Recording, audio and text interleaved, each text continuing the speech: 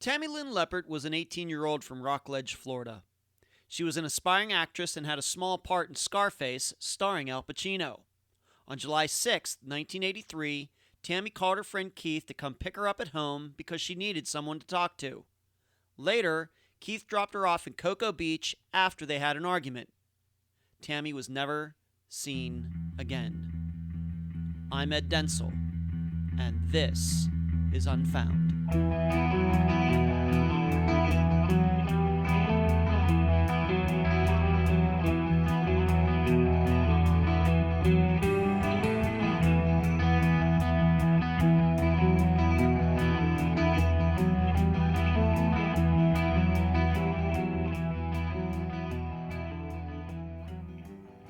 Who doesn't like a good diversion? All of us have fallen victim to needing to get work done, and before we know it, we're posting GIFs or GIFs on our Facebook page, we're playing Candy Crush or Solitaire on our phone, or we're trying to learn the finer points of why people still listen to Nickelback. Sometimes it's tough to keep our mind on the important task at hand. In Disappearances, and probably all unsolved true crime cases, it's very much the same thing. We so easily get caught up in diversions. They're most commonly called rabbit holes, the term coming from Alice in Wonderland. These diversions can be interesting and fun, but I'm not sure any of them have led to a case being solved. And that's the danger of them. It feels like something constructive is being done, when really, in the end, we don't have much to show for our efforts. In the disappearance of Tammy Lynn Leppert, the word diversion comes up quite a bit in my mind. In the film Scarface, Tammy's character becomes a dangerous diversion for Manny Ribera. With him being so caught up in her beauty, he almost fails to provide adequate backup for Tony Montana. But in real life, in Tammy's case, I'm wondering if all the diversions brought about by the police, Tammy's mother, and yes, possibly even Tammy herself before she vanished, have kept this disappearance from being solved. And now a summary of the case. This is brought to you by my friend Megan Good's site, charlieproject.org. Tammy left her family's home in Rockledge, Florida in the late morning or early afternoon of July 6, 1983 with her friend Keith Roberts. He had driven 2 hours from Lakeland, Florida after Tammy called him in a distressed state. This call was the culmination of several months in which Tammy had exhibited bizarre and paranoid behavior, even to the point of sleeping with a knife under her bed. Months before, her short appearance in Scarface as the girl in the blue bikini seemed to quicken her growing mental instability. Keith claimed that after a couple hours of talking on July 6th, he and Tammy got into an argument. She wanted out of his car, so he dropped her off near the Glass Bank, a prominent Cocoa Beach landmark that has since been demolished. This is the last time anyone saw Tammy Lynn Leppert. There were no further sightings of her in the beach area or anywhere else. Keith Roberts was investigated, but the police could not find any proof he harmed Tammy, although Keith did refuse to take a polygraph test. To this day, police insist Keith Roberts is not a viable suspect in the case. About 2 years after Tammy's disappearance, the detective on the case received an anonymous call from a woman stating that Tammy had run away and was living a new life, pursuing her dream of becoming a nurse. To the detective, this seemed plausible due to Tammy having a contentious relationship with her mother, Linda Curtis, who was also Tammy's talent manager and agent. Not to mention that Tammy had expressed to many people that she desired to move to California and leave her mother behind. Over the years, different theories regarding Tammy's disappearance have been explored, including Tammy was murdered by serial killer Christopher Wilder or rapist John Brennan Crutchley, also known as the Vampire Rapist. Tammy's own mother floated the idea that Tammy was murdered due to Tammy finding out about a large-scale drug smuggling and money laundering operation out of Miami. However, all of these theories have led nowhere.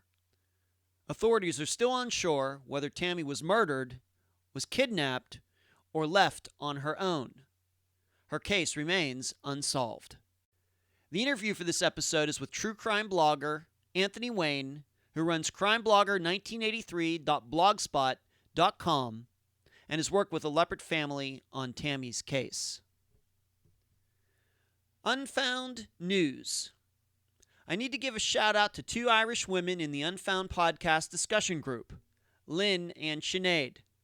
They've recently kept the rest of us apprised of a disappearance that has gripped Ireland and specifically Dublin since the early 2000s. The disappearance of Trevor Deely has been that country's Maura Murray case, and it looks like Trevor's disappearance is on the verge of being solved, if it hasn't already by the time you are hearing this. I urge you all to check out the case for yourself. Thank you, Lynn and Sinead. We're slowly inching toward the completion of the website, the first volume of the Unfound book, and a few other new things for the program. Everything is still on schedule. Somebody in the discussion group asked me if at least one of the books would be finished by Christmas. The answer is a definite yes. In fact, I hope to have volumes 1 and 2, if not 3, completed by then. Finally, I continue to be pleased with the statistical direction of Unfound. The program continues to make steady progress with downloads increasing week after week, with the most recent shows continuing to break weekly records. I thank all the listeners and guests who are spreading the Unfound word. Where you can find Unfound. On Facebook, the previously mentioned Unfound podcast discussion group, we now have over 1,300 members. On Twitter, @Unfound Podcast. On Instagram, @Unfound Podcast. On YouTube, the Unfound Podcast channel. The email address, unfoundpodcast@gmail.com. You can subscribe at Podomatic, iTunes, and Stitcher. You can also find Unfound on TuneIn Radio. And please mention Unfound at WebSleuth, Reddit, podcasts we listen to, and all other true crime websites and forums. I'm so happy to have on this episode of Unfound Anthony Wayne. He is the writer, blogger, and owner of crimeblogger1983.blogspot.com. Anthony, welcome to Unfound. Thanks, Ed. It's a real honor to be here. Thank you very much. I really appreciate it. Anthony, I'm really impressed with the coverage that you've given the Tammy Leppert case over the past months, if not years. I know you've gotten deep into it. We'll get into that in a second. First of all, tell the listeners a little bit about yourself and how you got into true crime. I'm a 33-year-old. I'm native of Dallas, Texas, and I've been fascinated with disappearances mostly for the past 5 years or so. I occasionally branch out into other crimes on the blog. If like a family member contacts me, I'll go into something else. I do crime. I do all kinds of crime. Mostly it's disappearances. Before that, I blogged a little bit when I was heavily into like the politics and paranormal subjects, and I kind of got bored with those. I kind of fizzled out my interests. And disappearances, I don't think that'll ever fizzle out. The other two subjects I was involved with kind of like the same almost. People have made up their mind on each side, and it's not something that interests me. I'll occasionally go back into it every now and then, but it's not something I like to do. Disappearances are pretty much fascinating to me. So, do you think that goes along with your personality? You're kind of into mysteries and puzzles and things like that? Oh, absolutely. Yeah. I mean, I'm sure the listeners know some of the shows on during the 90s when I was growing up, like Unsolved Mysteries with Robert Stack, and before that, In Search of Leonard Nimoy. I love that kind of thing. It's something I read about all the time. So, yeah, definitely fascinates me. And how long have you been... The blog is, though, relatively new from my understanding, but this is an interest you've had for a long time. Yeah, I'll be blogging for almost a year. I think next month is a year. I don't remember. I think that is, but I've had interest for a long time. I've got my wife thinks I'm crazy. I got notebooks about cases. I've written down all these notes, and she gave me an idea one day about just putting it all together, organize it, and making a blog out of it because she sees how interested I am. I used to watch Disappeared an awful lot, or I'll go online and watch a documentary about a missing person. So, yeah, it's something I've had, like I said, for the last five or so years. How do you pick your cases out? And then I want to ask you specifically, because that's what this episode is about, the disappearance of Tammy Leppert, how you specifically got into Tammy's case, but how do you, in general, select your cases?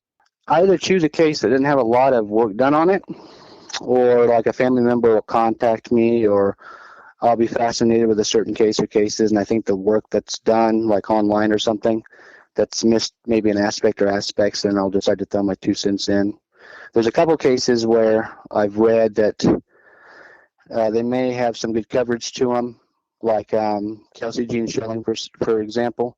Um, I'll watch this story and I'll just get mad about it, and I'll post something maybe with a little rant in between. I'll cover the case, and I'm kind of free with my opinions. I don't really apologize for that, but like Kelsey Jean Schilling was one that I got mad about, and then Megan Renee Fogelsong was another case that I blogged about that I was pretty mad.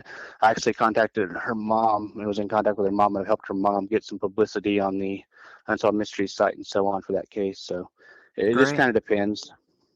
Regarding Tammy Leppert, and the listeners should know that, of course, the listeners realize I usually talk to a family member. In this case, I'm talking to you, but you have talked to some of Tammy's family, specifically Mm-hmm. a couple of her sisters, and we're going to talk about that in a moment. But why Tammy Leppert? Why write about her? I think it largely has to do with probably the Unsolved Mysteries that they did a case on, or did a segment on Tammy a long time ago. And when I was little, I was, like I said, I was really into the paranormal aspects. So like Unsolved Mysteries, if it didn't have something that was paranormal like UFOs or Bigfoot, I wasn't really interested. But her case always was one of the ones that grabbed me when I was little, even if it wasn't one of those cases that I was interested in. I was really fascinated by the way they presented that case. So I think it could have been that. It could be the fact that she was a real beautiful young lady too, and that'll catch a young boy's attention, I suppose. So it could be both of those or whatnot. I'm not really sure, but I know it's one case that I followed over the years. I just didn't make sense to me the way they presented it, and come to find out after doing research, Unsolved Mysteries really didn't present it correctly. Yeah, Anyway, so. I think you're gonna be able to tell listeners quite a bit about that, and maybe open their eyes a little bit. Of course, they've heard me talk about the show Disappeared that tends to leave things out. In fact, in the April Pitzer case, I think they Mm-hmm. totally ruined the story. In your case, you're going to get to talk about Unsolved Mysteries and what you discovered once you started getting into Tammy's case. Um, you had an opportunity to talk to her sisters, Debbie and Suzanne. Mm-hmm. I think they've both helped you along in all of Mm-hmm. this, Absolutely. and they know that you've written about this case. They know that you've been in contact with me. What have you learned about Tammy as a person? By all accounts, and what I've read and what her sisters have told me, only one of her sisters I've spoken with actually grew up with her, and that's Debbie. Suzanne was adopted out and never grew up with Tammy, and learned about all this after Tammy disappeared, I believe in the mid 90s. So she met Linda Curtis, Tammy's mom, before she passed away, but she never met Tammy herself. But that hasn't kept her from researching the case, and she's done a really good job. Both of them have, but Suzanne has had more of the online presence in terms of trying to track down what may have happened to her sister. She's has a couple websites, and both sisters have a Facebook page dedicated to finding their sisters. So Debbie's the one that grew up with her, but from by all accounts and what I've read and what I've been told, um, she was a very friendly young lady. Despite how beautiful she was, she really didn't look down on anybody. Um, I remember reading, and I heard this from Debbie as well, when she was 9 years old. She had actually won a beauty pageant, something like that. It was a beauty pageant, talent contest, something along those lines. And the actual person that was doing the narrating, or the host or whatever that does a microphone and announces the person, he actually called the wrong name who won. Tammy won, but he called the wrong name. And so they were going to actually correct it. And Tammy just let her win because she didn't want to break the lady's heart. She was 9 years old at the time, and she ended up surrendering the crown and letting that lady win because they called her name first. So that can kind of tell you a lot, even at 9 years old, how unselfish Tammy was. She was pretty amazing. She kind of got along with everybody, and I haven't heard anybody really say anything bad or negative about Tammy. She seemed to be a pretty remarkable young lady that had a career path that was looked pretty bright in front of her. So Yeah, and she was only 18 when she disappeared. So yeah, she had a yeah, lot of 18. years in front of her. Of course, she would be in her 50s by this time in 2017. Now, we do need to talk about another something that's maybe a little more complex before we get into her disappearance. And you had mentioned Tammy's mother, Linda Curtis. Tammy and Linda had a more complex relationship than I think Tammy had with other people. What can you tell the listeners about that?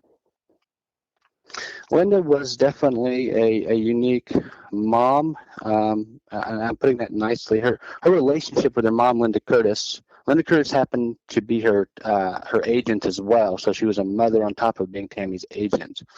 It was definitely a tumultuous or kind of like a turbulent relationship, I guess you'd say.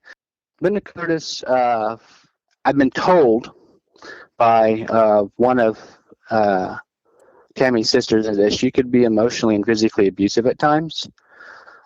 She had a lot of issues.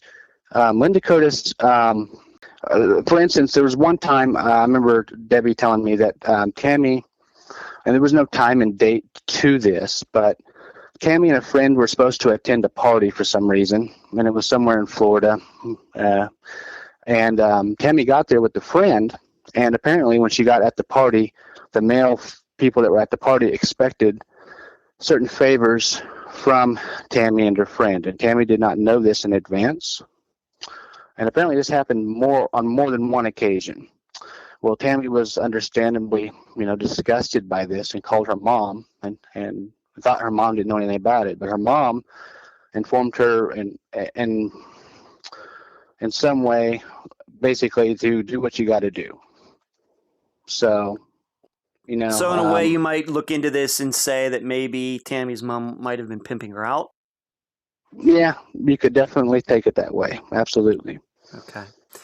And from what I understand, Tammy and her friend left the party. So, I mean, I would imagine, disgusted, and she left the party. So that created a lot of friction between the two. There was a whole lot of friction between the two. I imagine being a mom and being an agent. I don't know how. I'm sure it can be done, but I'm not sure how you could actually objectively do that. I'm sure it can be done, but I don't think a lot of people could probably do that. And at one point, you've learned in looking into Linda Curtis, Tammy's mother, that somebody called Linda Curtis a con artist. Yeah, a couple people did that I spoke with. A couple I've spoken to one of the models that will come up prominently here later on when we speak of Keith Roberts, but the last person to see her live. But apparently, yeah, she was known as I guess I'm using an exact quote, as a very bad con man or a con woman. She basically, she owned a production company on Merritt Island called Galaxy Productions or Galaxy Model Workshop, and it says in newspaper reports that she had a reputation for turning young talent into stars, but I can't find anybody that she ever did that to besides Tammy. Tammy was on the rise to become something like that, but a lot of people that she represented, she kind of took their money and they didn't go anywhere, or she'd hired a person. Like after Tammy's disappearance, there was a person that went to school with her who ended up becoming a private investigator, and she kind of hired him to do some looking into Tammy's case, and he never saw, a dime after all of his work. So, yeah, she's been described as a really bad con man, con woman, however you want to say it. Being that I have an entertainment background, those kind of people have been around long before Linda Curtis. And now I know in 2017, those kind of con artists in entertainment still exist. It's not so unusual, especially when you talk about talent agencies and places like that. Let's move on a little bit. Now, if the people don't know, and in part of the publicity for this episode, if the listeners saw, I talked about the movie Scarface. If you ever watched the movie Scarface, Tammy Leppert is in that movie. See the scene toward the beginning where Al Pacino goes up there and he's handcuffed in that bathroom and his friend is getting cut up with a chainsaw. His partner is down waiting at the car, and there's a girl, a blonde, in a blue bikini in that scene. You can find it on YouTube, elsewhere.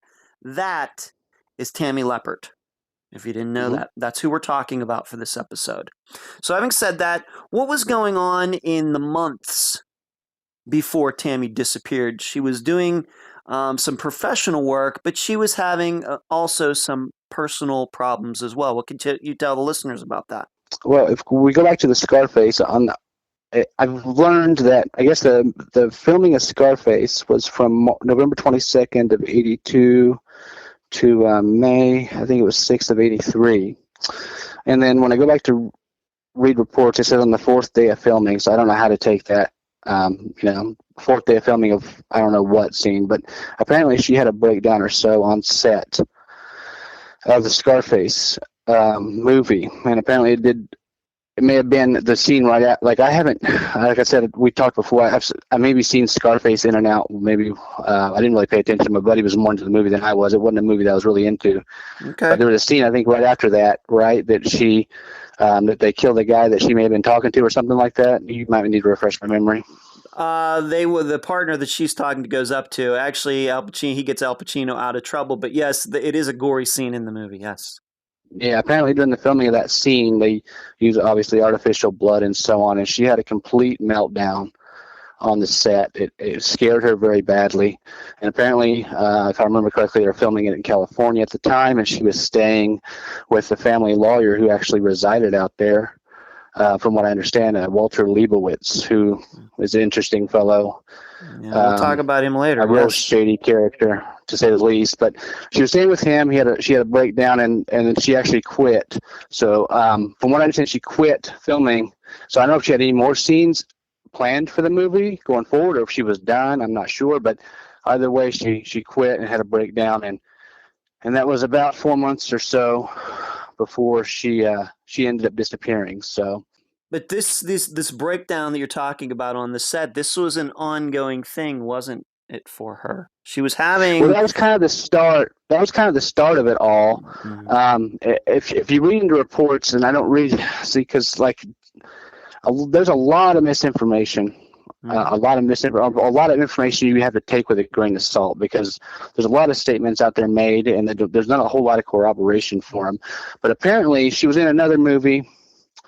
It was Spring Break in July of '82, and they just got done filming it.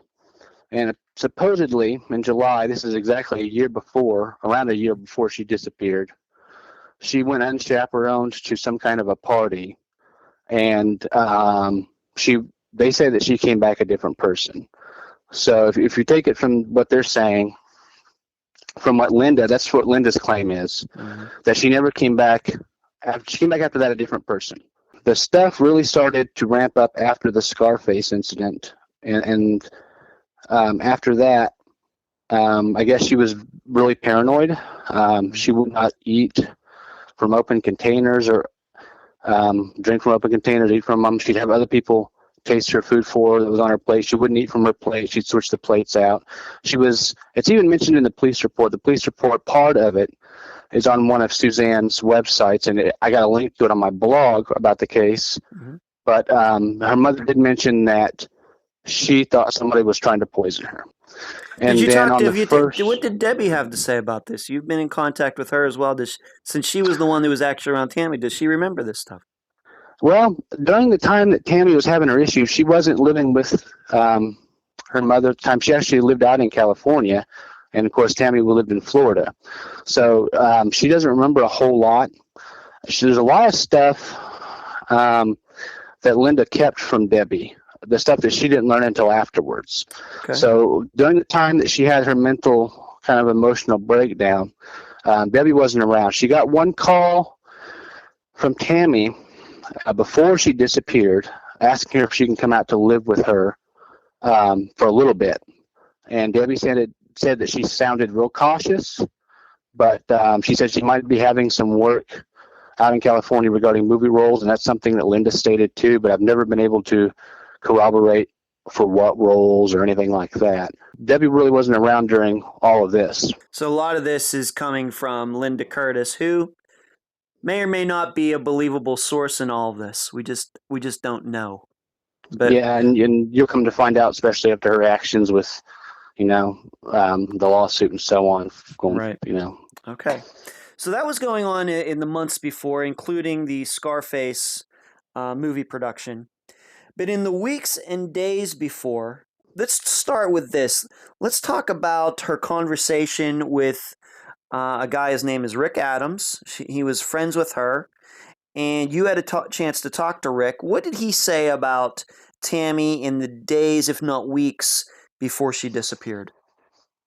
I didn't speak to Rick at length like I did her sisters, but most of what Rick told me was that, well, we discussed Tammy directly.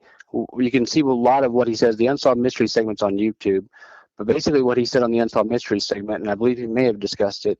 I've had one message. He sent me one message. I sent him one message, and I hadn't heard from him since. So, but he basically stated that on the Unsolved Mysteries segment that Tammy was, or in the newspaper reports, because the Unsolved Mysteries segment's pretty bad, but according to news reports, I'm going to say news reports, he said that Tammy went with him to church, and she was crying, and he said that the fear that she had was real, and it wasn't anything drug related. Tammy was drug free, and she was not known to be involved with drugs or anything like that. So he went to church with her. She went to church with him the night prior to her disappearance, and I guess they had a plan to have a date the same night or day she disappeared. And he called to verify that the date was still on, and she had already left, and he hadn't seen her since. But they were, you can describe them as very good friends. They went to each other's prom together. They weren't real serious. They did date, but I think he was, from what I understand, he was pretty brokenhearted about it all.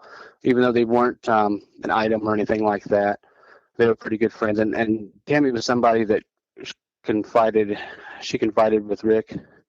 She trusted Rick, and Rick stated that he never really wanted anything from her. Most people that see a beautiful young lady like that may be going places will try to befriend her for obvious reasons, and Rick just wasn't that way. But he did notice in those weeks before, he noted that there was a change in her. There was something going on. Absolutely. Definitely some paranoia, somebody after her, like you said, somebody trying to poison her. And is it true, I don't have it in my notes who told you this, but we talked about it in a prior conversation, that she started sleeping with a knife under her bed. Is that true? Yeah, I heard about that. I did read that, but I believe that was a claim from Keith Roberts, and don't quote me on that. I didn't put much credence. I didn't make notes on that, and that tells me, I think, that I didn't lend much credence to that. So Okay. I did hear that, but I don't know. I didn't lend much credence to that particular theory because I believe that came from Keith Roberts, and I'll have to check that a little bit, but I'm pretty sure that came to Keith Roberts and not Rick Adams. Okay, and we're going to talk about Keith Roberts here in a moment. Is it possibly also true that Tammy, once again, in those months probably before, that she might have been committed to a psych ward? She was, actually. Her mother forcibly put her in a psychiatric facility in Brevard, Florida, Brevard County, Florida, for a 72-hour evaluation. They did tests on Tammy to see if there was any drugs or alcohol in her system with blood tests and urine tests, and they all came back negative. She wasn't on any drugs, apparently. And this is before, of course, before the era of HIPAA and all the privacy laws. So that's from the police report with Linda Curtis. I believe she put down a police report that there were no drugs or alcohol in the system, that she did have some emotional and maybe mental issues going on, but it wasn't related to drugs or alcohol. Okay. Or anything like that. Okay, so no sign, I guess, maybe of drugs of the time, maybe like cocaine was a big thing in the early 80s. No sign of that in her system, no alcohol in her system, no prescription drugs that she might have been ODing on that maybe could have caused her to have paranoia, nothing like that. No, from what I understand, she was a real clean living person. So I don't believe at all that there was any kind of alcohol or foreign substance, drugs, or anything like that related to her emotional issues. Let's talk about Keith Roberts. He's the guy who allegedly was the last person to see Tammy. Tell the listeners how he knew Tammy, first of all, and what was going on in his life at that time in 1983. Well, there wasn't a whole lot on Keith Roberts. I've only discovered out more about him real recently. But he was a little bit older than Tammy. He was about 24, if I remember correctly. She was 18 at the time. I guess they met. This is according to one of his ex-wives. Keith Roberts, who I spoke with last week or so, sometime recently, last week, yeah. That he was actually a male model at Linda Curtis's Galaxy's production or Galaxy Model Workshop, whatever you want to call it, on Merritt Island. That's how he and Tammy met. Subsequent news reports have stated that he had worked as worked at a bank, and he was a car salesman as well. The only thing I've been able to come to, and from what I've been told, is that they met at the Linda Curtis's business, and she at one point represented him. I don't know exactly how. I know he's a male model, but that's how I know they met. There's been speculation, and I know you know, about her relationship with Roberts. It could have been something more. I'm not sure. My opinion is that there was something more to that. It wasn't a friend. It was more than that. But I have not been able to confirm that from anybody else. Right. I mean, That's it would not that I be spoke with. it might not be unusual. A guy who is a male model, 23, 24, knowing a young woman who is also a model getting together. It's not totally out of the realm of possibility they might have had No, something absolutely going on not. between the both of them, of course. Absolutely not, especially if you consider, when I was doing research on Keith Roberts, that in 1979, when he was 18, he was married once in 1979 at 18 to another 18-year-old, but in 1985 he was 25 or almost going 26, somewhere in that range, and he married a 17-year-old girl. So if you take that into consideration, he definitely liked younger women at one point or another. Okay, That's what I'm thinking. His taste ran younger. Mm-hmm. So what is the story from that day? What does Keith Roberts say happened the day that Tammy Leppert disappeared? And that would be July 6th, 1983. What's his story from that day? Well, according to Linda Curtis in the police report, Tammy had Keith pick her up, and I guess he was in, I believe it was Lakeland or Orlando. He came and picked her up. It was a couple hour drive away. She said she was going to the beach and she'd be back in a while. When she didn't show back up, I guess Linda Curtis filed a missing persons report on Tammy 4 days later. She stated in the police report that he told her after she called him, because Tammy hadn't heard from Tammy. I don't know exactly when the call happened. I'm assuming it was sometime that day, maybe the next day, somewhere around that range. He stated that they two got into an argument soon after he picked her up, and then he dropped her 2 blocks south of what was then the Glass Bank, and he hadn't heard from her since. Let's break that down, just that part that you've gone through first of all. The listeners should understand that Lakeland, where Keith Roberts lived, is about, like you said, 2 hours. So for some reason, Tammy calls this guy she knows who lives 2 hours away. She wants to talk to him, see him for some reason. He comes over. He picks her up. What is she wearing? Did it look like they were going to the beach?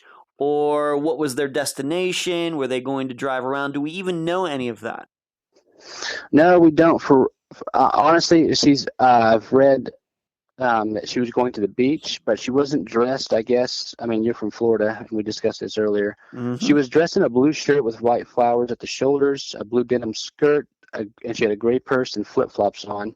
So you're from the area, and you said that that's not really dressed to go to the beach. So. Not in my opinion, being from Madeira Beach, Florida. No, there's no, you don't hear anything about towels. You don't hear anything about her wearing a bikini underneath her clothes. You don't hear anything about sunscreen. You know, it seems to me, as far as the description goes, if this is from the police report, this is just a young lady who's going out to lunch for the day. Right. And I would have to agree with that based on what you told me. I've not lived in a climate like that, so.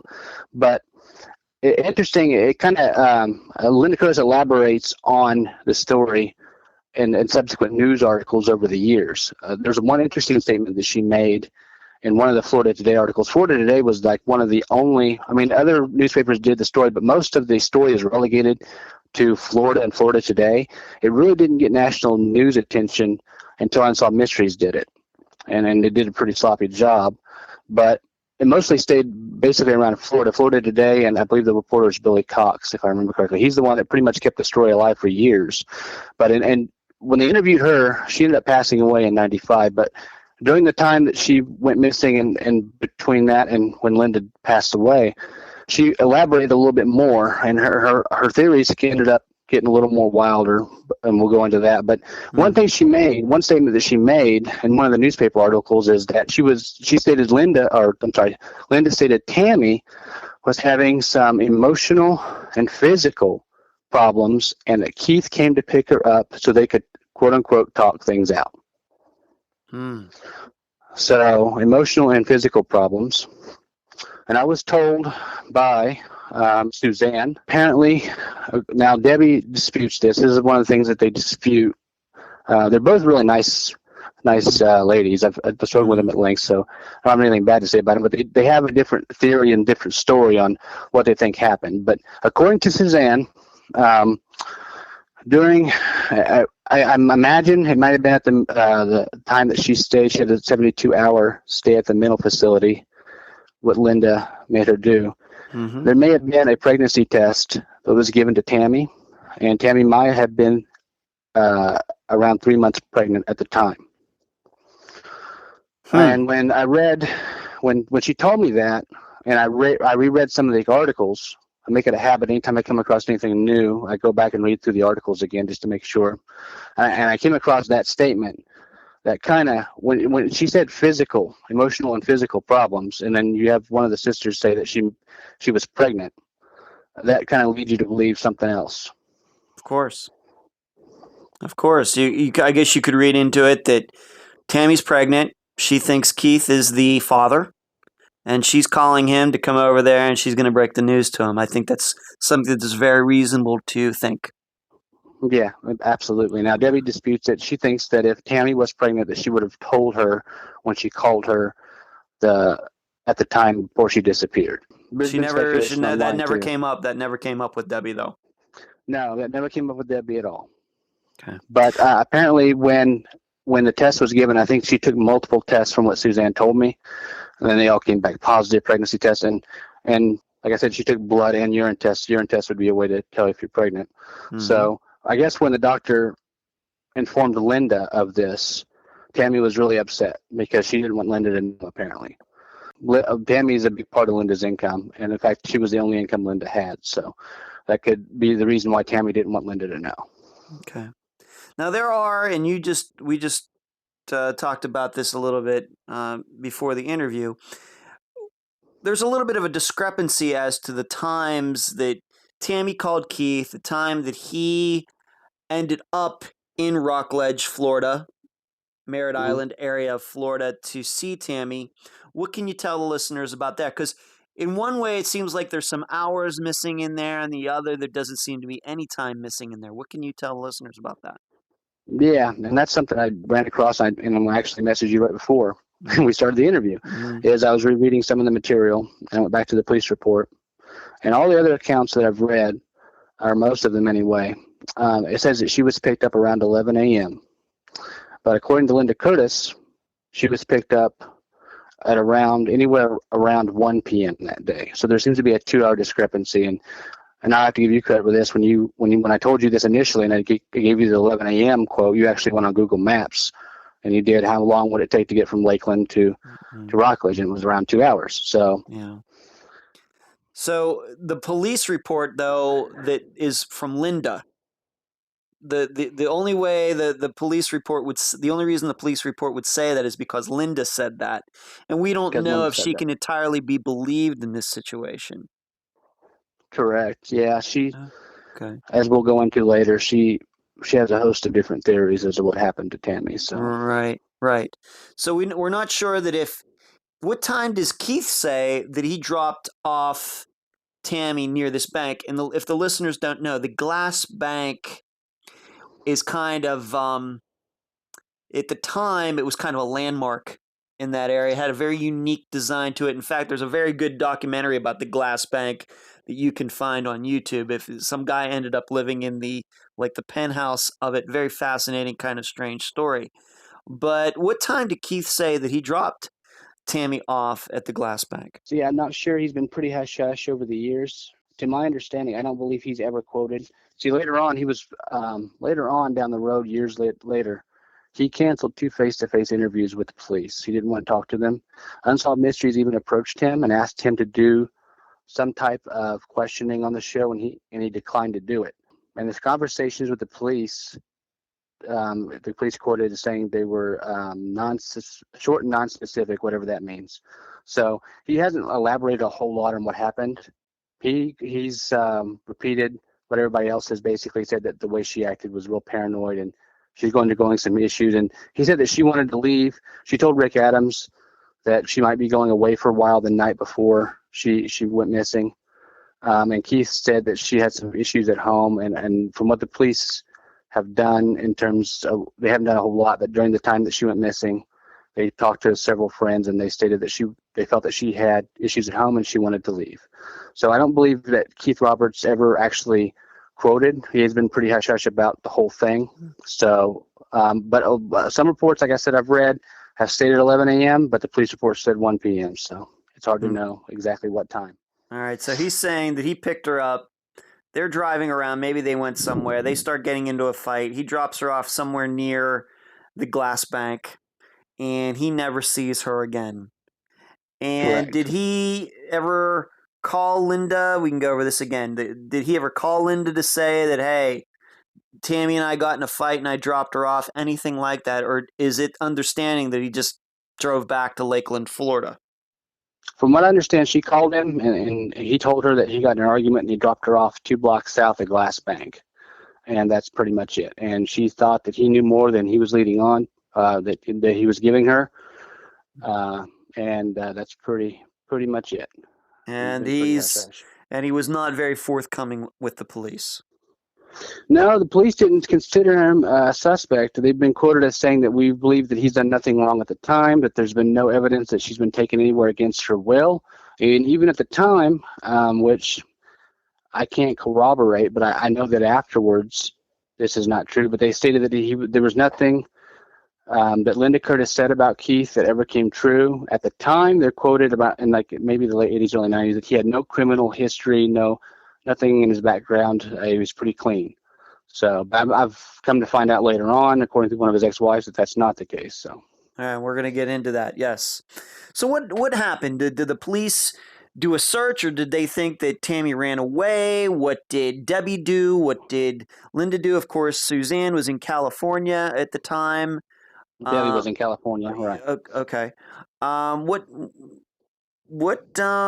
did they do? Did they organize any searches, or did they just think that Tammy just simply ran away? Did they give up? What happened? According to Harold Lewis, who was, I believe he was the police chief in charge at the time of her disappearance, he stated that, by his opinion, that she just up and left. He did say, I believe I read that they handed out flyers at one point, but basically they treated it as Tammy was 18 at the time. If she wanted to leave, you know how it is. The police are with you when you're an adult. If you do, they're going to look at it from a perspective if they have every right to leave if they want to and not contact you. However, I have not been able to get an exact date on this, but Harold Lewis stated that he did receive 2 calls from a lady on Tammy's behalf, stating that she is fine and that she would contact her family when the time is right. And then he said he got another call. Again, I don't know the dates. He never elaborated. But he stated that Tammy is fine and that she's fulfilling a lifelong dream of becoming a nurse, which was very odd considering the fact that she had that breakdown on the set of Scarface with blood. So, but I had a friend that was scared of blood and became a nurse too. So I don't know, but yeah, if you want to do something with your life, sometimes fears have to be overcome. So, right. Well, I guess I guess every nurse was afraid of needles at one time in his or her life. Maybe when they were little kids and they grow out of it. That's just the way life works. I'm just thinking that, at the time, I mean, you eventually would maybe overcome it, but at the time for her experiencing those issues, I don't think it would be a best time to think about becoming a nurse, I don't know. And you said that you did not know exactly when, he couldn't exactly remember when those 2 calls came in, but we also know, on the other hand, that he had that position up through 1985, something like that. So it had to have been no longer than 2 years after Tammy disappeared. Yeah, right. Okay. Right, and after he left and did to do something else, a new person became in charge, and his name was Jim Scragg. And he's still involved in Florida in one way. Well, at least he was a judge at one point in Florida. I think he's retired now. But he was the one that wanted to question Roberts and to call him in to question him. He wanted to meet Keith Roberts face to face and ask him. And Keith Roberts broke 2 face-to-face appointments with the police to discuss the Tammy aspect or Tammy Lynn's disappearance with them. And he said that concerned him greatly. And he also is quoted as saying that Roberts was never properly interrogated. Let's go back. Let's backtrack just a little bit to the day that Tammy disappeared. There was a rumor out there that maybe possibly Tammy had made some phone calls after that day after Keith allegedly dropped her off. What do you make of these phone calls that I guess in 1983 she would have had to have made, maybe from a payphone, or she walked into some store or something to use a phone? Do you believe those calls? What do you think about that? Well, from what I understand, and this is from Linda, so again, you want to take it with a grain of salt, but apparently, according to her, her Aunt Ginger owned a store called Balloonatex. I guess it was like a party, like something like Party City then, and she owned it, costume party place, something like that. And I guess she had made 3 urgent calls to her Aunt Ginger's store. I have a problem with this. First off, it's supposedly made the same day that Tammy supposedly disappeared. Linda Curtis doesn't mention that on the police report from what I've seen. Now, again, I've only seen part of the police report, but that'd probably be one of the first things that I wrote down. She said that according to her Aunt Ginger, according to what Linda Curtis said, her Aunt Ginger said that she sounded scared and afraid. And there's been no elaboration whatsoever on what these phone calls or voicemails supposedly said. The police have never mentioned them at all. So, do Suzanne and Debbie believe these calls happened? Suzanne does. She believes they happened, from what I understand from when we talked. Okay. She does believe that they occurred. I have a different opinion. I don't believe that they are made. I think that Linda was trying to put pressure on Keith by saying that later on, and I think the police may have taken her missing persons report a little more seriously if she had stated that.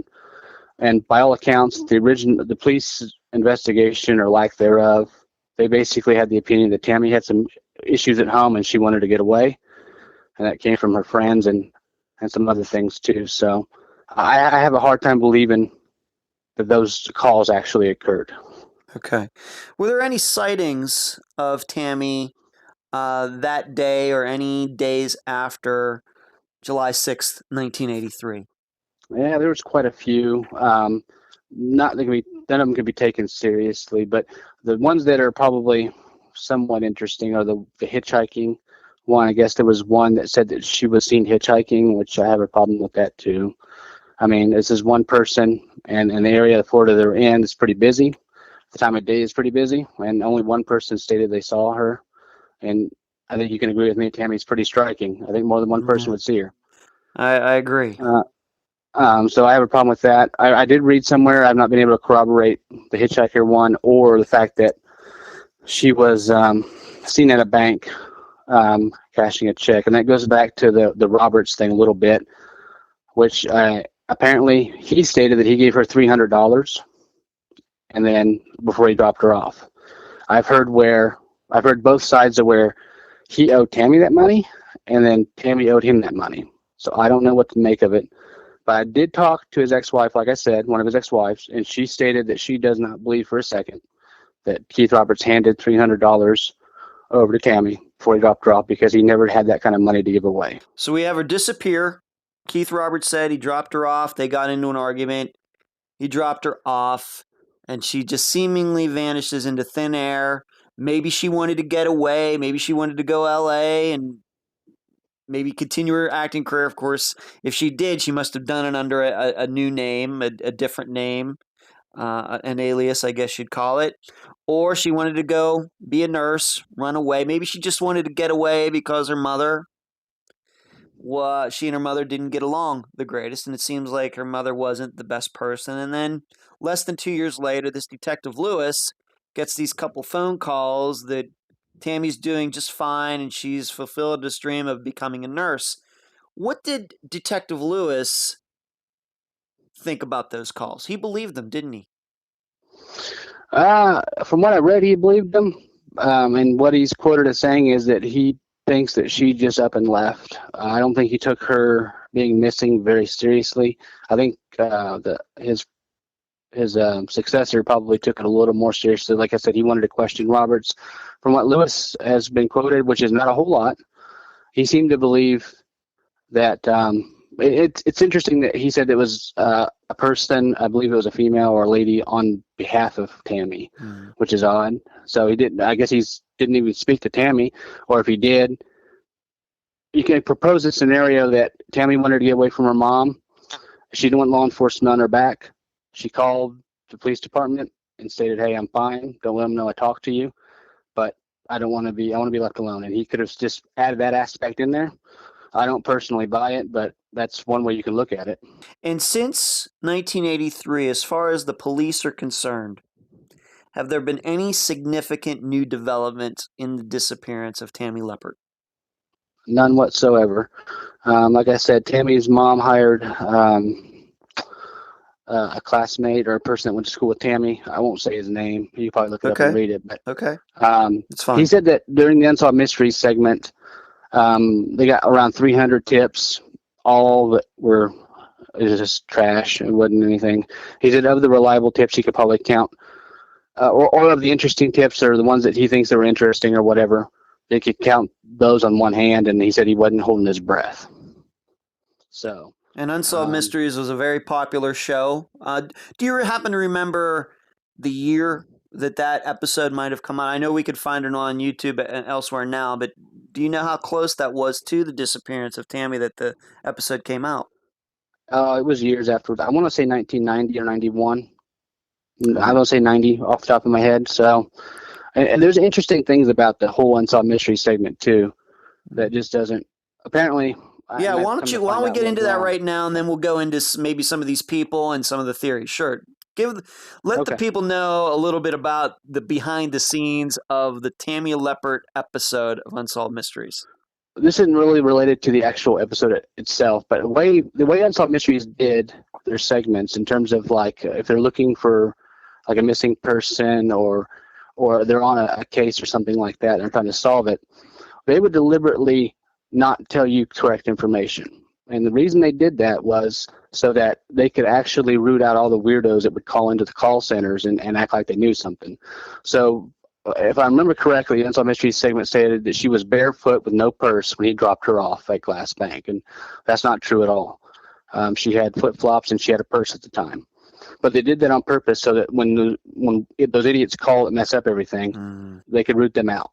So, like, that's one of the reasons why there's a lot of conflicting information between the actual segment of Tammy and what really happened. That's why. I don't know how reliable that approach is, but that's not, that wasn't my decision. But anyways, according to Debbie, and this is also Rick, according to Rick Adams, Linda wanted complete control of the Unsolved Mysteries segment. So much so that at the time they did the segment, Debbie was back from California and living with her mom. She asked her to go outside and not be involved. She didn't want her to hear anything in the segment or anything. Rick Adams was allowed to do it, but according to him, she was really picky about what he said and what was used. Like I said, Keith Roberts ended up backing out of and he said that was because of the proposed questioning. He stated that the questions that were being asked were, do you think Linda had something to do with it? And he said he did not want to throw, he didn't go on the show to throw mud. So he kind of deflected it a little bit and he didn't want anything to do with it. But Linda apparently wanted complete control of the segment. And come to find out, sometimes on Unsolved Mysteries, well, a lot of the times, law enforcement would have it stay, meaning they would come on with the segments and tell you what was involved with the case and some facts on the case. On that particular case, the Cocoa Beach Police Department did not want to share anything with Linda at all. And the only way I can read that is to think that they may think she may have something to do with it. I don't know, but they did not want anything shared with Linda Curtis in terms of any leads or anything regarding their file on the disappearance of Tammy Lynn Leppert. How did you And find you that can out? read in How did you find that out? from newspaper article on the Unsolved Mysteries segment. I believe it was Florida Today. I wonder how they And found they that did out. I wonder how they found that out. That's well. The producer of the segment stated that they weren't going to be involved in the segment, and the actual private investigator that Tammy had quote unquote hired that didn't pay Linda had some hired that kind didn't. of Linda hired that didn't yeah, pay. Linda hired him. Excuse me, Linda hired him. He had some kind of I guess you would call a relationship with the police regarding the case at some point, and they didn't want him sharing anything that he may have learned. I don't believe they gave him any information, but in case he had gotten information, they didn't want him sharing it with Linda Curtis either. So, as you'll notice if you watch the segment, there is no law enforcement person on that segment at all. Okay. Which is rather odd on a disappearance case. Most disappearance cases that they featured would have some kind of a law enforcement or some kind of official on there, but that one didn't. That's very interesting. So the police wanted to keep information away from Tammy's mother for the Unsolved Mysteries episode. I guess we just don't know. We don't know how common that is. Maybe that happens in some of the other episodes that Unsolved Mysteries did. But at this time, it does sound at least a little suspicious. It does. Let's move on to Keith Roberts, the guy who allegedly last saw Tammy. What have you learned about him? You've mentioned, we've maybe put the theory out there that maybe he was the father of Tammy's child. Found out that pregnant, right. He was married when he was very young, and then a few years later, after Tammy disappeared, he married a girl who was only 17. You've gotten to talk to that woman these days, recently. What have you learned about him? He's not exactly a fine, upstanding citizen, is he? No, he's not. Not at all, actually. As a matter of fact, I actually ended up coming across the fact that as of the 5th of this month of August of this year, he was rearrested. And I actually got a mugshot of him. He's been pretty off the radar. He has no social media or digital footprint, really, any kind of presence like that. And I never even knew what he looked like, but it's a long way away from the quote-unquote male model of the 80s, I guess. But apparently he was rearrested on the 5th of August for possession of cocaine, tampering with evidence, resisting arrest. And there's one that says, I'm quoting this from his mugshot or whatever, it says, keep building shop, vehicle for drugs, first violation. So I'm assuming that he either kept a vehicle or a shop in his possession to store drugs or something. And it says first violation, so it looked like that might be his first offense for that. But he was rearrested this month. And when I found that out, I actually found out his middle name. His full name is Keith Allen Roberts. And that kind of eluded me for a while, but I was able to get that verified, Keith Allen Roberts. Unfortunately, there's a couple of them in that area, but he's the right one. I actually ended up going through some newspaper articles and found that I had that one article where he had married, I'm just going to call her Terry Lynn. Okay. He married Terry Lynn, which is kind of interesting because Tammy Lynn and Terry Lynn, but they're different people. She's had people come up to her and ask if and think she's Tammy Lynn, and she's not. But I ended up getting her residential phone number, and I had it for maybe a couple months, and I was like, maybe I'll call. And then for some reason, I was like, well, you know what? I'm going to call and see if I can get a hold of her. And at first, when I called her, I got a voicemail box. I started to leave a message on it. And I was like, I don't even know if this is the right person or not, but if it is, I'd like to speak with you. And right before I started to end the message, she picked up the phone and we started to talk. And this is Terry Lynn. This is the girl that Keith Roberts married in 1985. She is the 17-year-old from that time. Exactly. Yeah, she's the 17-year-old that was 17 at the time. Okay, what'd she have to say? Well, she ended up marrying Keith Roberts, and she was married to him for a good period of time. She has 2 kids by him. But she does not have very good things to say about Mr. Roberts. Some interesting things that kind of shocked me, because on my blog post, if you'll notice, I don't have a whole lot of information on Keith Roberts, so I kind of leave it hanging out there. I don't want to, come up with any kind of theory involving it, other than I think that he may have been, if Tammy was pregnant, he may have been the father. But pretty abusive husband. She told me some real interesting things. I made sure that she was okay with me stating this. I've only told you her first and middle name, but she said she's fine with me, repeating what she stated. But apparently, he was very abusive physically, extremely abusive physically, actually. And every now and then,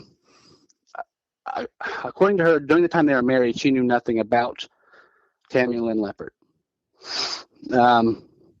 She didn't even know he was married before. He lied to her about that, and she found that out years later. But he would tell her certain things. Sometimes when he was being physically abusive, like, you'll end up like Tammy.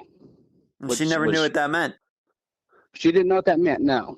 Apparently he had a picture of Tammy that he had kept. It was a modeling photo, and sometimes he would show it to her, like, you'll end up like her, or something like that, along those lines. And it was only years later, after she had divorced him, that she realized who Tammy was. And I guess Suzanne had contacted her several years ago, and she spoke with her. And apparently there was an age difference, because she was 17 in 85, and Tammy was 18 in 83. So there's a little bit of an age difference there. But apparently at one point or another, she was, for a very brief period, represented by Linda Curtis for a very brief time from her Merritt Island Galaxy Productions company. So, and she was one of the ones that said that she was not really fond of Linda Curtis either, from what I remember. I didn't get any elaboration on that. I was sticking to the Keith Roberts thing. But yeah, apparently he was very abusive. And he's not all, at least, now I don't know whether this was after they stated that or whatnot, but apparently he's not a real clean, apparently, since he was being arrested earlier this month, but he didn't have a clean criminal background like the police said he did. Now, he may have had it at the time, but, I'm not sure how truthful or how reliable that is. I don't know if whether they didn't do the research or they're taking it from word of mouth. I don't know. Basically, maybe because I think Tammy just up and left. Maybe they didn't even look at it. I don't know. But she told me at least one point in time that he did an armed robbery of a pawn store and stole some very valuable coins, and he was arrested for that. He doesn't seem like to be a really nice guy. So what you're saying is, since Tammy disappeared in 1983, he's the last person to see her. He hasn't, lived and grown up to, like, cure cancer or anything. He's not a very good person.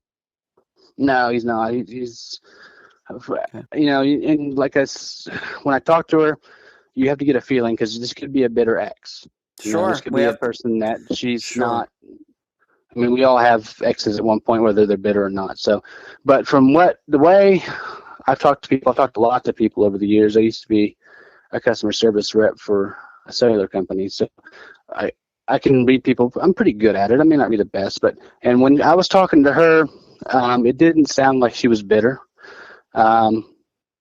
She didn't even say anything bad about him personally. She just told me what happened. I mean, you can say that, yeah, he beat you, but that's just a fact. That's not saying that he's, a jerk or, fill in the blank. She didn't mention him in that way at all. She just told me this is what happened. So I'd be willing to claim that she's telling me the truth, that she's not just saying it to say it. You also found out something interesting about Keith Roberts' uncle. What can you tell listeners about that? Yeah, I was informed by his ex-wife, Carrie Lynn, that his uncle, last name Yeager, was a police officer for Melbourne, in the Melbourne area. Which is over on the Atlantic coast, not far from where Tammy disappeared. Correct. And like I said, I don't want to that's an interesting fact, but I don't want to try to cast aspersions on somebody else's character. So, okay, but that is something interesting. All right, and you've never read anything. Debbie or Suzanne have never said anything to the fact that they believe that there was any sort of police cover-up or anything like that. No, none whatsoever. Okay. No, I mean, Linda Curtis criticized the handling of her daughter's case, but that's about it. Okay. Let's move on. We've talked quite a bit about Keith Roberts. Let's move on to somebody else. a name we've not mentioned. In fact, this person may have nothing to do with Tammy's disappearance, but this guy ended up having a very horrible criminal history, and he worked in that area at the time, and his name is Christopher Wilder. What can you tell the listeners about him? Christopher Bernard Wilder. He was a serial killer that operated in the 80s. He was actually Australian, but he may have had, he came over here, whether he was a dual citizen or not, I don't remember correctly, but he ended up being responsible for the killing of at least 12 women. There may be others in the area. One was in Merritt Island, close to actually Linda's shop. He was eventually apprehended and shot dead by police. I'm not going to cry about that one, but he may have had more victims, but he was a serial killer that who abducted and raped at least 12 women. And it was a multi-state thing, I believe. It was in Florida, Texas, Oklahoma, Colorado, Nevada, and Florida, and even one in New York. So it was a multi-state thing. At one point, Linda Curtis filed a $1 million, I believe, class action lawsuit against the Wilder estate. And this is when he was, because like I said, he was shot dead by police. But she claimed at one point, this is where it gets interesting, because at one point she claimed that he knew her, she knew him, and quote unquote, he was her contact. Okay. Later on, she states that if it wasn't Wilder, then he must have a twin brother. And she's not real sure, even despite being Tammy's agent, she's not really sure if Wilder was involved. At one point, she says she's sure. Another time, she says if it's not him, he must have a twin. From what I read into that was an attempted money grab. She later stated after a while that she didn't believe he had anything to do with Tammy's disappearance at all. So she said that she was trying to force him to answer questions about Tammy, but she couldn't have done that because he was already dead by the time she filed the lawsuit. So, and this maybe goes back to the term con artist that was used earlier to describe her, that might have been like a money grab or something like that, because the listeners should know that Christopher Wilder, I believe, came from an affluent family. He was into auto racing. He was somewhat of a playboy, and he just happened to be a serial killer on top of all of that. Yeah, he was a piece of work, and like I said, I wouldn't cry him getting shot dead by police. I think the only thing I wish we knew is if he had any more victims, because if he did, I feel sorry for the families. But when you read into what Linda did, you can pretty much tell that it was a money grab, and like I said, con artist, yeah. And she had made the claim that at one point, to try to back this all up, that he had come into her agency at one time. Yeah, right. That's when I said that she said that it was either him or his twin, and then. Like I said, her being Tammy's agent, she don't know who she talks to. I mean, that makes no sense at all. But the timing might have been. Ruled him out. Yeah, the timing might have been right, though. He's never been ruled out. He hasn't been included or excluded. But the location is kind of right. The timing is kind of right. But to this day, the police have never been truly able to determine if Christopher Wilder and Tammy Leppert ever crossed paths. I believe that the police did rule him out, actually. Okay. The police have ruled him out, and there was another one, Christopher Crutchley, who was known as the vampire rapist. Yes. His MO didn't fit, but police ruled him out as well. But it's one of those things where it's a coincidence. A lot of people don't believe in that, but they do happen. And he was in the area at the time, but his killing spree didn't start until maybe a year after Tammy disappeared, around then.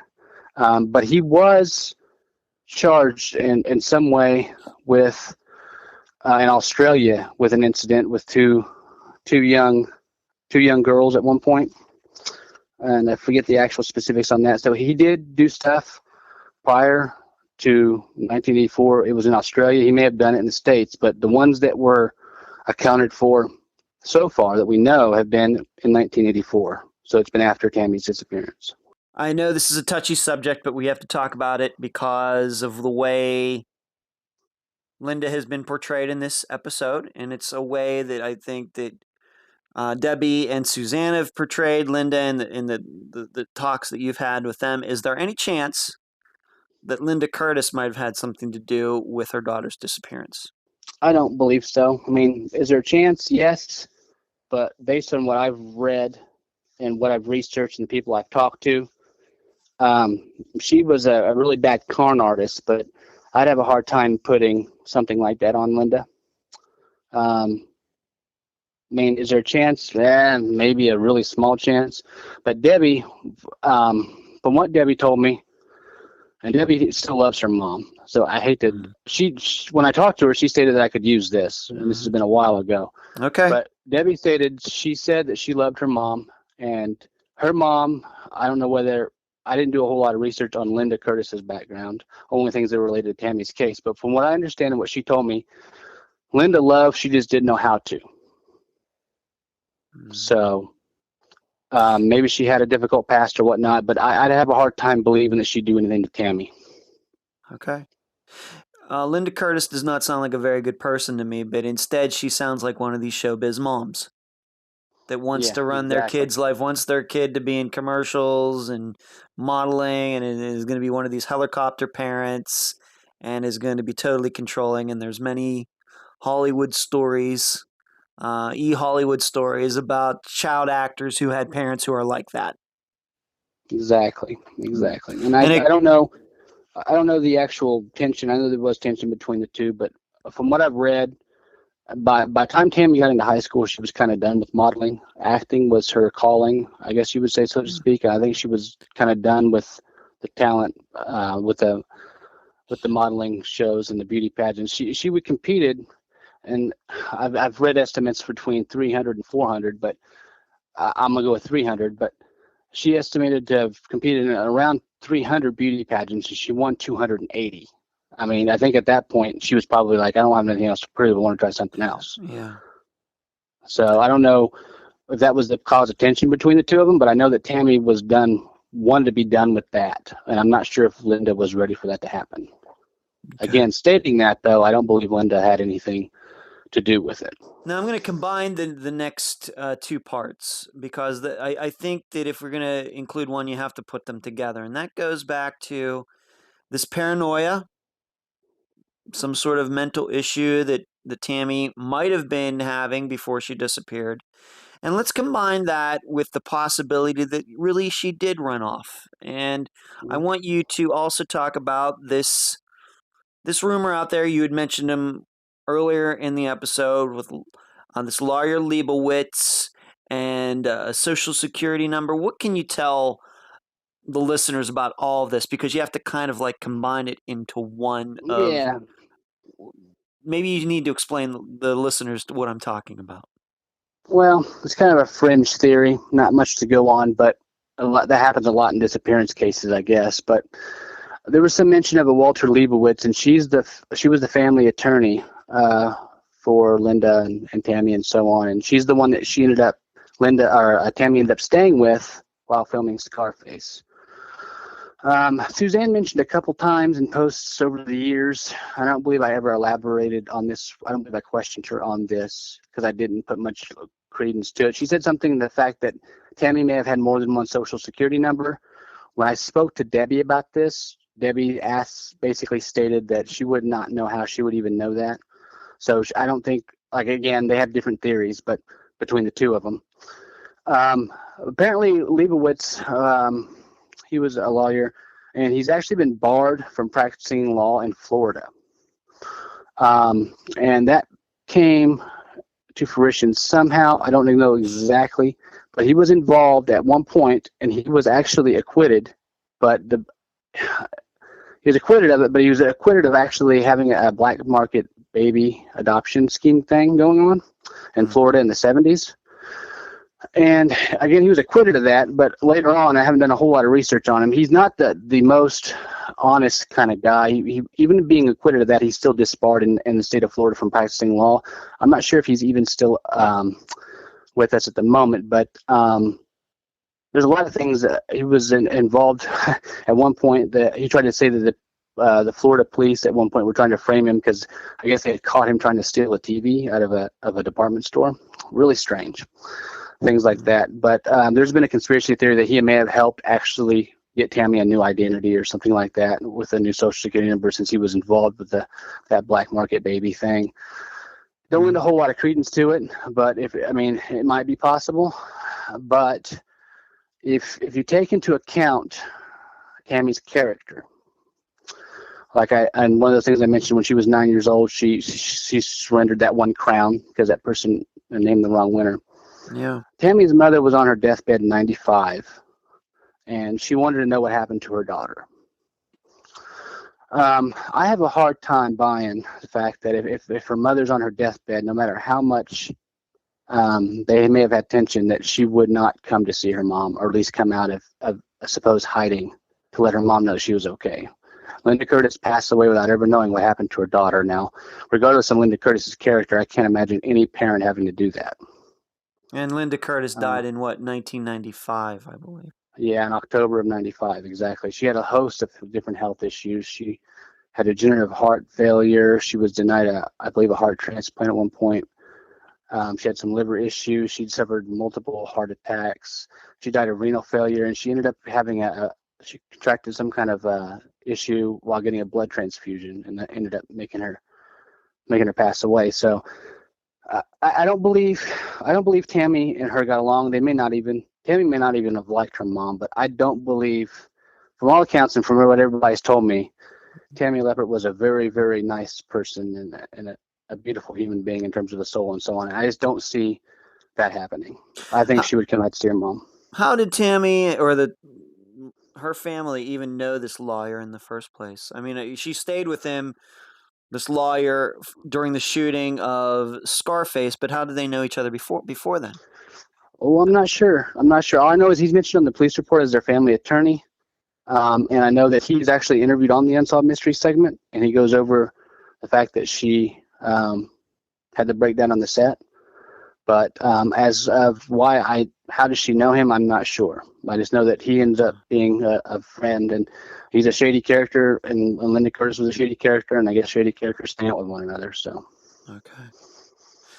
Is it possible that the multiple social security numbers, just going to throw this idea out there, that it does seem that Tammy was getting some work that should have maybe given to older women. You know, she's under 18. She might have been even under 18 when she did the filming for Scarface. If people look into her resume, her entertainment resume, she did some modeling that, once again, might be reserved for 19, 20-year-olds. Could it be that she was like faking her age? Being that her mother was somewhat of a con artist, could it have been that, you know, she was passing off Tammy as being 20, 21 when she was really only 16, 17? it's possible, but yeah, I mean, I'm not going to count anything out, to be honest with you. But I think Tammy looked older than she was naturally, so I don't really think that you may not have had to fake it. Like, I'll give you an example. She filmed a movie. It was like a little chick flick or something called Little Darlings, and it had Tatum O'Neal and another lady in it. I forget, which are pretty. I think they were models at the time. I know who Tatum O'Neal is, but I forget the other girl's name. You can look it up. But apparently, she only had a cameo in it. I don't even think she had a line in the movie. But her presence, she's a very beautiful lady, of course. Her presence on the set caused the other two to get jealous because the Paramount people were actually looking at Tammy more than they were looking at the two stars of the movie. So much so that Tatum O'Neal had people usher her off the actual lot while a national magazine came in and did interviews for that movie. I think Tammy turned heads naturally. I don't think she had to fake anything, to be honest with you. She could. Well, I mean, Tatum O'Neal was a pretty good actress at the time, and she was pretty jealous. Sure, I'm just maybe wondering, just for paperwork reasons. Yeah, I suppose it's possible. Yeah, and I don't think anything's impossible with Linda. Maybe get a fake. Maybe the lawyer could have helped them get a fake social security number that they would look up and say, "Oh yeah, this girl, she's not 17, she's actually 21." You know, so she can do more absolutely. work, or it's possible. It still happens to this Still, day. You know, still maybe happens it's to this harder to do day in this the digital age. Yeah. In digital age, it still happens today. And if you think about how much easier it would be back then, you know, it wouldn't be too hard. Right. So maybe maybe there is something to it, that maybe she had multiple social security numbers, and if her mother was a little shady, wants to get people into roles or acting or modeling gigs that they're too young for, Maybe some paperwork did get forged once in a while. I could, being that I have an I entertainment can background, definitely see that. Yeah. being that I have an entertainment background, I could see that happening. Where does this case stay? Is this what you would call, in your experience as a true crime blogger, is this a cold case? Yeah, I think it definitely is a cold case. Absolutely. Yeah. At this point, as you stated earlier with Keith Roberts, we're recording this on August 13th, 2017. Is he in jail right now? He was, as of like 3 or 4 days ago. I don't know if he is now. I imagine he probably would have seen the judge by now, and he may be out on bond. But as of like 3 to 4 days ago, he was still in jail.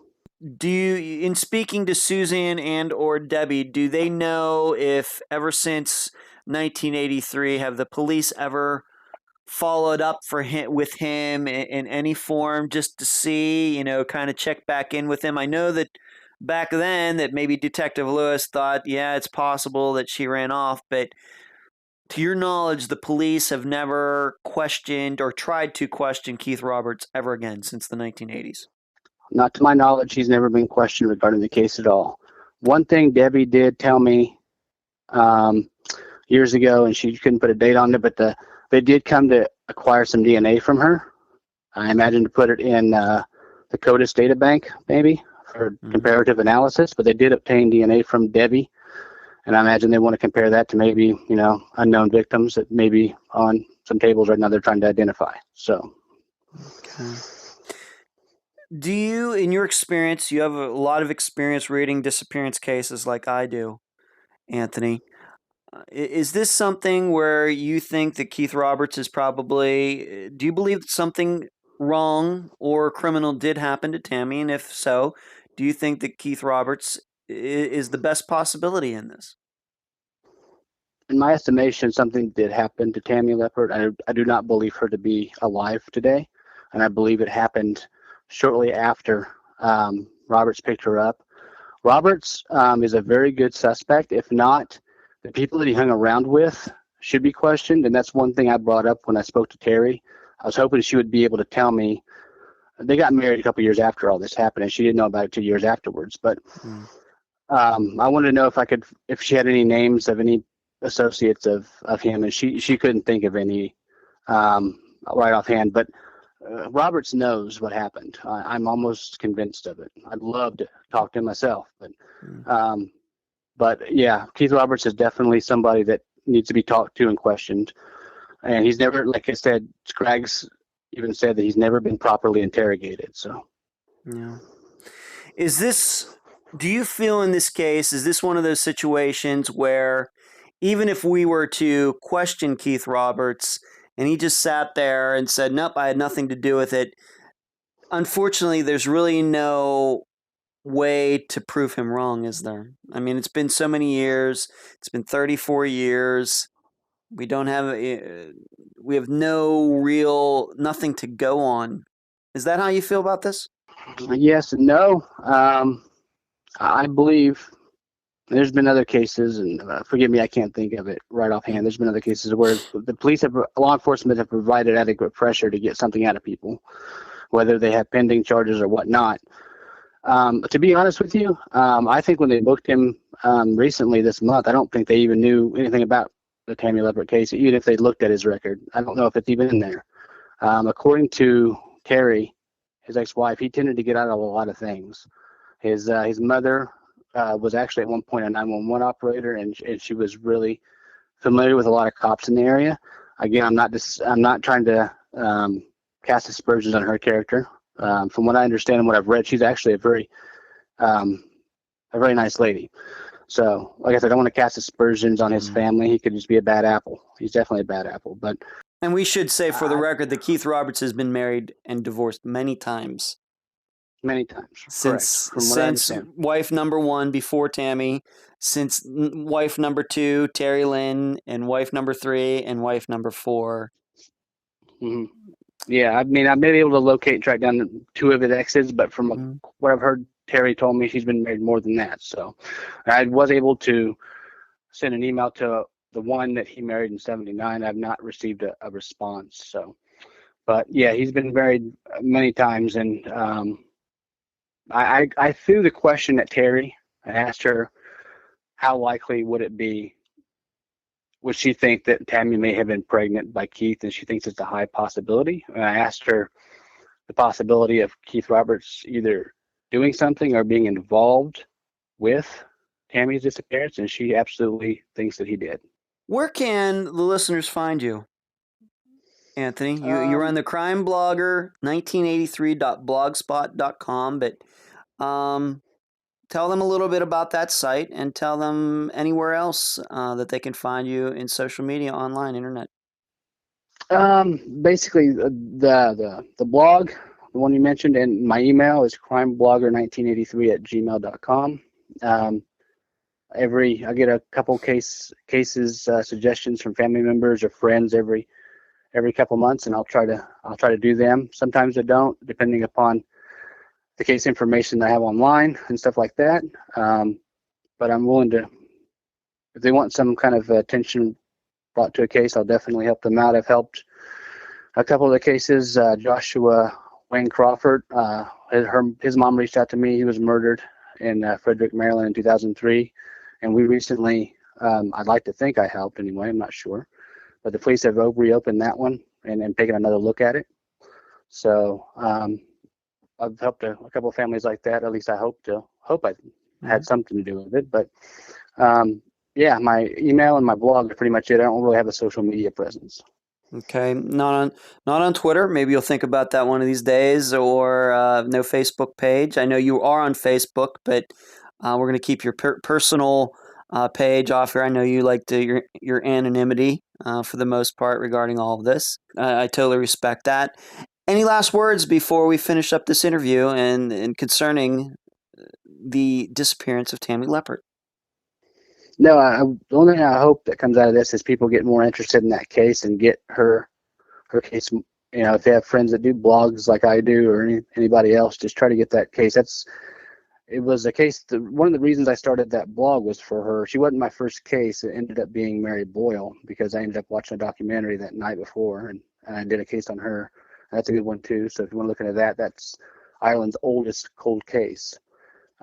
Missing person or cold case, child's cold case, whatever you want to call it. But no, if you just get the message out there. I think this case lacks a lot of connection with Keith Roberts. There's not a whole lot of mention of him. There's a mention of Keith and so on, but people don't know who he really is.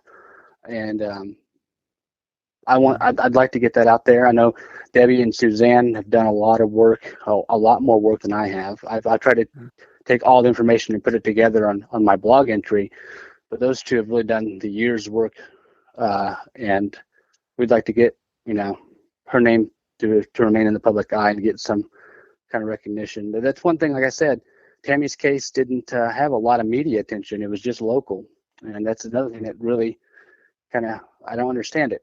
She was involved in movies and so on. I thought she would at least get some kind of national attention. The only national attention she got was that Unsolved Mysteries segment. I never understood it. So okay, just try to get the message out and try to get something going. I have a feeling, like I said, she may be deceased, and I have a feeling that she's probably in that Lakeland area somewhere. But that's just a feeling. I don't have anything to back that up. Just trying to connect the dots over the years of investigating the case, but I would have a feeling that she's somewhere in the Lakeland area. Okay.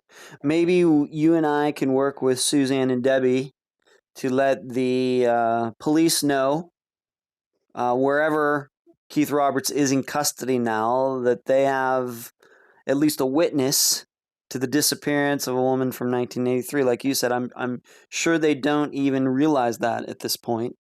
And Yeah, I was maybe in the we could process of work. doing that. We Yeah. could work together to let them know that this guy just isn't any guy. This is possibly a guy who knows something about a disappearance, and be able to close a cold case that's 34 years old. Maybe we can work Yeah, together to do that. absolutely. I'd love that. Like I said, you're the best at what you do in terms of the podcasting, and I really mean that. And I appreciate the opportunity to come on and discuss the case. Anthony, thank you for the kind words again. Deeply appreciated. And I appreciate you being on this episode of Unfound. It's been my pleasure. Thank you very much, Ed. You have a great night, right? You too. Thank you. And that was my interview with Anthony Wayne, writer and owner of the blog crimeblogger1983.blogspot.com. I thank him for being on this episode. I also want to thank the sisters of Tammy, Suzanne and Debbie, who have communicated with Anthony and have helped him get the word out about their sister's case. I ask all the listeners to continue to check out Anthony's blog, because I know he's going to continue to work very hard to solve the disappearance of Tammy Leppert. And he's also blogged about some other cases that I think you should check out. So please go to his blog for those updates and posts. I started this episode talking about diversions, those websites, hobbies, daydreams that can take us away from what we need to do on a daily basis. Not such a big deal for the average person, although it does kill productivity.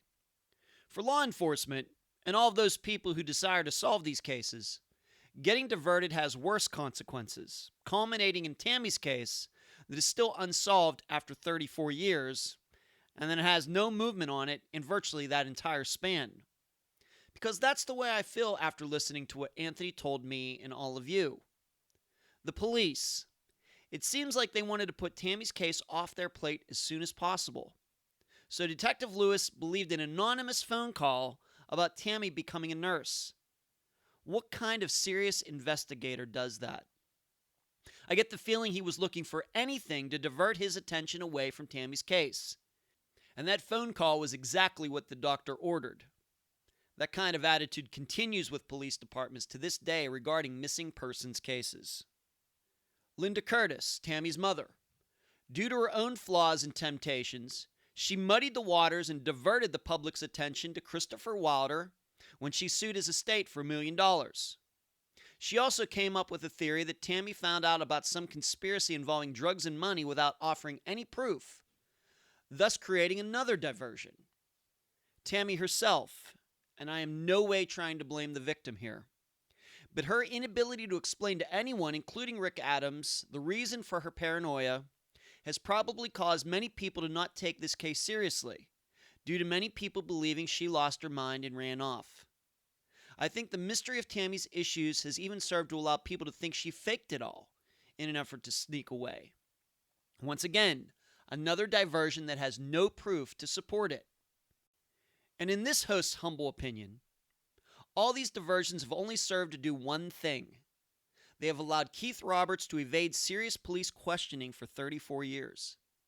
Hey, the police are so diverted that they still insist he had nothing to do with Tammy's disappearance. How would they know that if Keith has declined to meet with them over the last 34 years? I guess the police have better things to do. They're too diverted to solve a 34-year-old case. Well, the police don't have any excuses now. Keith is in their custody as of August 18th, 2017. And it's time for them to divert their attention back to Mr. Roberts.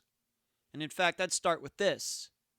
I'd track down any of his former girlfriends and wives to see if Keith ever asked one of them to make a call to police in about 1985 to tell them that Tammy ran off to be a nurse.